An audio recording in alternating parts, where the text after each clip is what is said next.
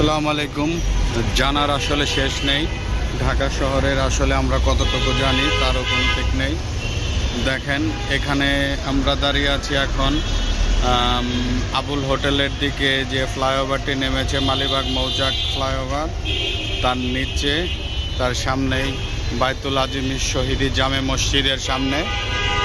এখানে এই ফ্লাইওভার ওই দিক থেকে আবুল হোটেলের দিকে ফ্লাইওভারটি মৌচাকের দিকে উঠেছে, কিন্তু এখানে একটি আশ্চর্যের জিনিস, এটা আসলে কেউ জানে না।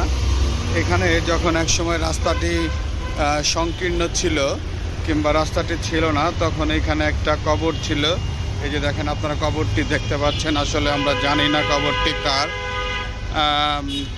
এই ফ্লাইওভারটি যখন করা হয়েছে, তার আগে যে রাস্তা ছিল হয়তো ডিভাইডারের মাঝখানে কবরটি ছিল, কিন্তু ফ্লাইওভারটি করার সময় দেখেন ফ্লাইওভারটির নিচে এই কবরটিকে অক্ষুণ্ণ রেখে কবরটি সুন্দরভাবে ফ্লাইওভারটি গার্ডারগুলো নির্মাণ করা হয়েছিল। এবং এটি আসলে অনেকেরই অজানা। আমি নিজেও এত কাছে থাকার ফলেও এটা জানতাম না। আমি এখনও জানি না এই কবরটি কার। অনেকে বলে যে এখানে বিগত এরশাদ সরকারের সময় এই রাস্তাটি রামপুরা ডিআইটি রোডটি প্রশস্ত করা হয়। তার আগে হয়তো কোনো বাড়ি ছিল এইখানে, তার কোনো বাড়ির মালিকের কবর ছিল এখানে, বাড়ির কারো।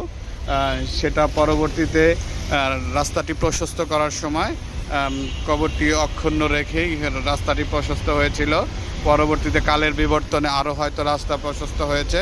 রাস্তা প্রশস্ত হওয়ার ফলে দুই দিকে রাস্তা বেড়েছে, ফ্লাইওভার হয়েছে, কিন্তু কবরটিকে মাশাআল্লাহ অক্ষুণ্ণ রাখা হয়েছে। আল্লাহ এরকম সবাইকেই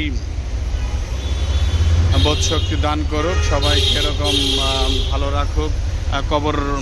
আল্লাহ কবরবাসীকে, এই কবরবাসী সহ সকল কবরবাসীকে জান্নাতবাসী করুক, সকল মুসলমানকে আল্লাহ জান্নাতবাসী করুক, সেই প্রত্যাশা করি। সবাই ভালো থাকবেন। মালিবাগ চৌধুরীপাড়া ফ্লাইওভারের ঠিক নিচ থেকে আর ড্রাগন সোয়েটারের সামনে থেকে। আসসালামু আলাইকুম।